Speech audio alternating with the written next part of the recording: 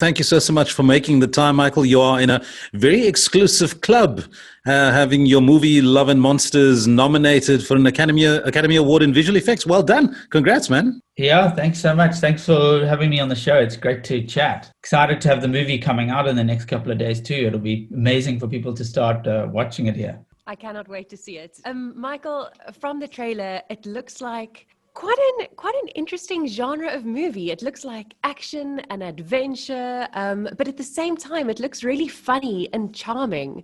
So what are some of the films that you have drawn on to try and make this movie come to light in the genre that it is? For me, it was a lot of the more adventure things growing up when, between the age of sort of 10 and 15 that I really loved, like Jurassic Park. I was big into Indiana Jones. Back to the Future, Goonies. There was a lot of those sort of things in a funny way that has a lot of the same kind of heart of this movie, where it's sort of it's funny, adventurous, kind of scary, but I think it's got quite a bit more heart than people expect, or from what basically the feedback I generally get from people who have seen the trailer, who then see it, are sort of surprised that it's quite moving and a lot more heartfelt than they expected it to be, which is great. There's just something really charming about it, because the title Love and Monsters, you think, oh my gosh, is this going to be a horror? But then when you watch the trailer, you're like, oh, okay, it's not scary. It's kind of sweet and funny, and I like that. Yeah, there's a hopefulness that I liked a lot about it. Normally with the post-apocalyptic kind of thing, because this movie's basically set sort of end of the world type scenario where the world's been overrun by monsters and people are all living underground in communities and caves and bunkers and things like that. We're basically not the top of the food chain anymore. But it's got like a levity to it and a hopefulness and sort of a fun to it. And I think for me, a lot of that was what I liked as well, where it's like you've got quite a dark concept and this kid who's actually lost his whole family and things like that. But he's got a naivety and there's a fun to it. And even the world has sort of a vibrance to it. And it's a bit more realistic of like an overgrown apocalyptic world. Like it actually looks quite fun. Like I would like to go and walk around in it and see everything overgrown besides the monsters and being eaten by something.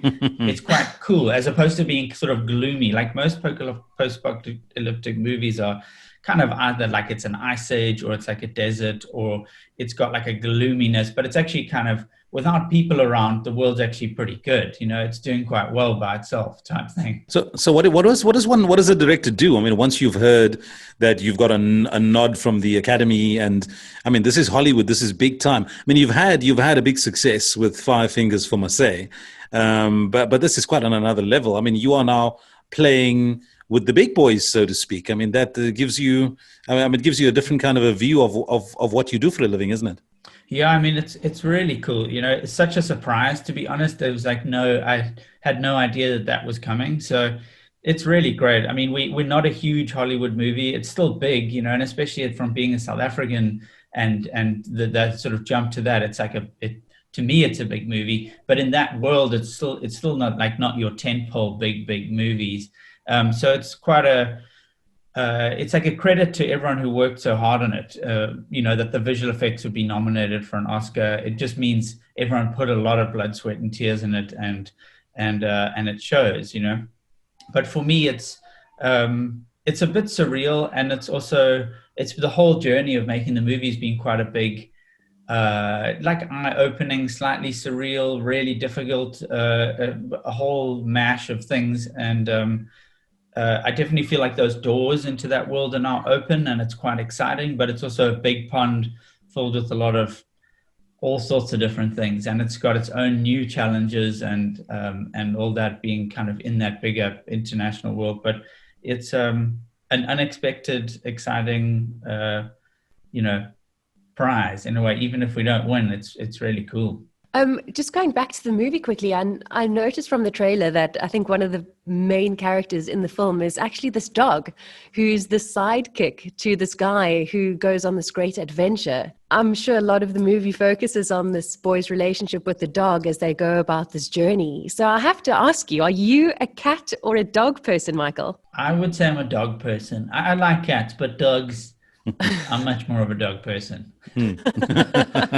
Did anything about being a dog person draw you to the script? It did. I mean, probably almost subconsciously a little bit. Like the idea that this guy's on this journey across a kind of monster wasteland to get to a girl, but then the fact that he's with a dog and that's his companion and they sort of form a bond on the relationship.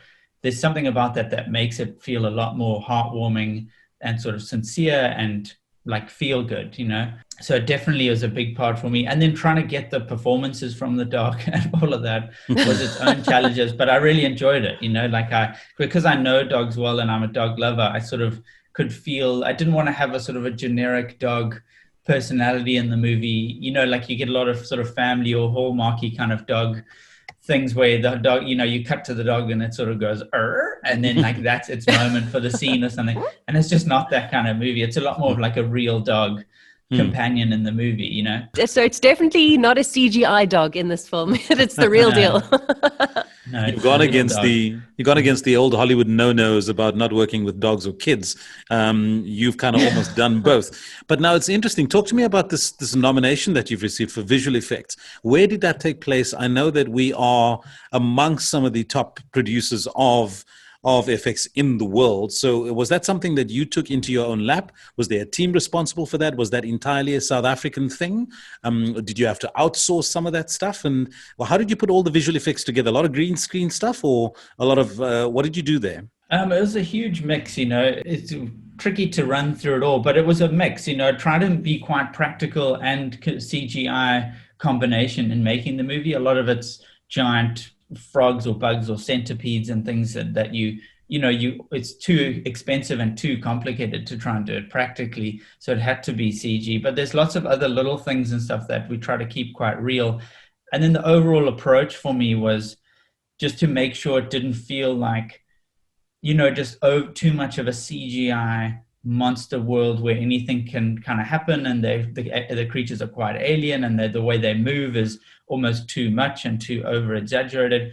So I think, like, I really wanted to have it so the creatures felt quite tangible and real and in their environments, like the frogs in the slimy pool, covered in scum with eggs there, and other things are sort of in the ground, and the way they interact with the dirt and leaves and the environment for me sort of made them feel like the world's now their habitat. And I think that was, quite a bit of practical stuff meeting visual effects and CGI and stuff. But it was a team, you know, the majority of it was done at a company called Mr. X, which is in Australia.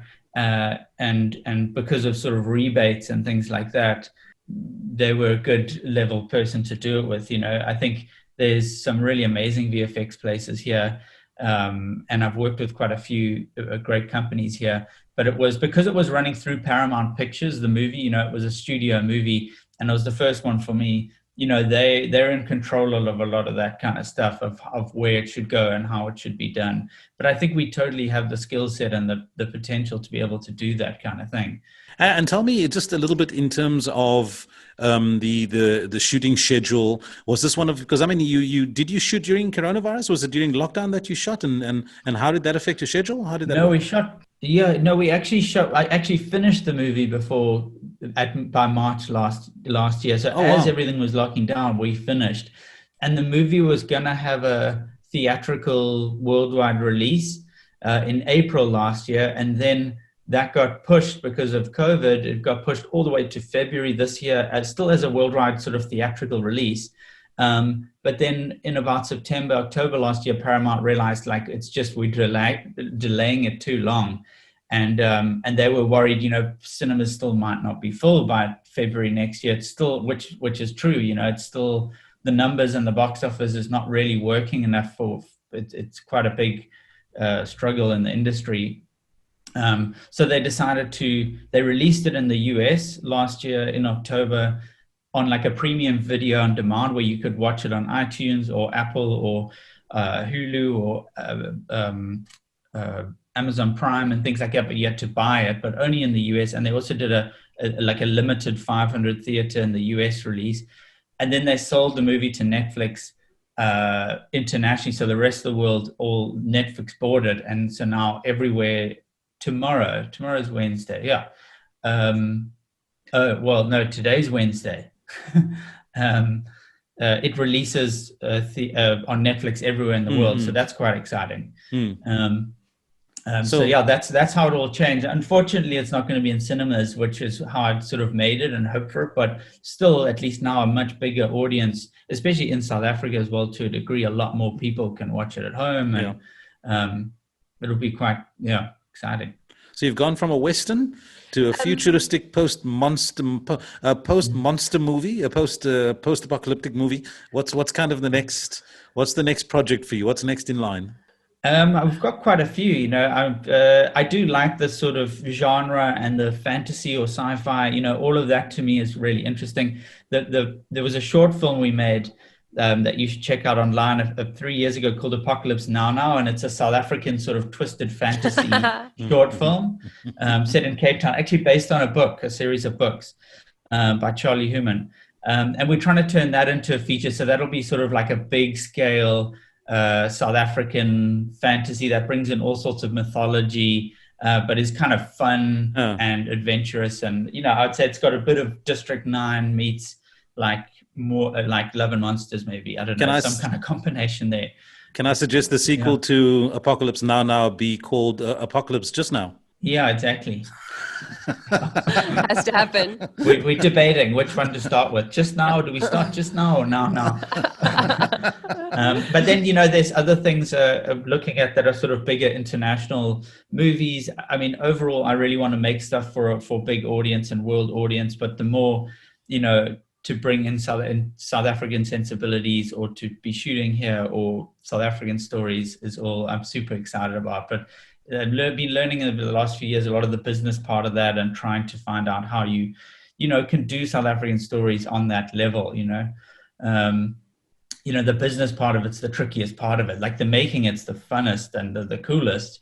But like getting the money and getting people to back a huge South African fantasy or something is the tricky part. But we'll figure it out. And I think we've earned it. Like we've got such great stories and great people, crew, facilities. It's all here to do it. So it's just about trying to kind of make it happen. And then just quickly, Michael, before you go, I heard that the Oscars have issued a mandate that they're not going to do any Zoom-in acceptance speeches. Yeah. How do you feel about that? I mean, come on, you've been nominated. And now they're saying, oh, well, if you can't make it to LA, sorry. That sucks. Yeah, I know. It's tricky. I was in LA most of last year, and then we came back, and I sort of feel like, if I was there, I'd probably be going. I'd definitely be going. But, it's actually pretty great being home and being here, to be honest, as well. It was a pretty crazy year being that side with the politics and everything, and it almost makes you feel like we've got our own difficulties going on here, but we also are a great place, and for me, it's home. But I won't be able to Zoom in, and so it'll be the VFX supervisors and people that are there that get the award. But I must say, the thing I'm most excited about, because who knows if we'll win? Probably not, to be honest. I don't know, when you're up against Tenet and things like that. But I will say, just having the Oscar ceremony going and then seeing the movie come up for 10 seconds while they announce it and all that is really fun. It'll be, it's really a cool moment. So, and everyone on the movie worked so hard. It'll be great to see. I think just the fact that you have a film that's going up against a film like Tenet, made by who it was made. I mean, that Tenet. Again, Tenet, that in itself pretty awesome. is awesome by itself. So well done, Michael Mathews, and best of luck. And we'll be holding thumbs for you. It'll be nice to see another South African Academy coming home. Yeah, thank you.